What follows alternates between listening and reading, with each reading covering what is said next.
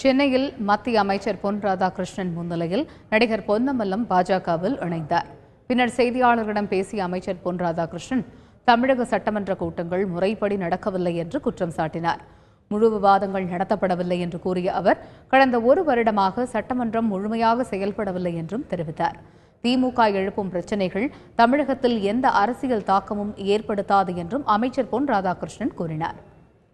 தமிழ்நாட்டினுடைய அரசியல் சூழ்நிலையில் நடக்கக்கூடிய சட்டமன்ற கூட்டங்கள் முறைப்படி ஒழுங்காக நடக்க வேண்டும். ஆனால் துரதிர்ஷ்டவசமாக அது நடக்கவில்லை. இதுவரைக்கும் எந்த முழு விவாதமும் இதுவரைக்கும் எதுலேயுமே நடக்கலை. கடந்த ஒரு வருஷமாக சட்டசபை முழுமையாக நடக்க முடியல. அது மட்டும் இல்லாமல் நம்பிக்கை ஓட்டெடுப்பு வந்த நேரத்தில் திராவிட முன்னேற்றக் கழகம் அவசரப்பட்டு ஏன் அவங்க கலவரத்தை உண்டாக்கி வெளியே போனாங்க?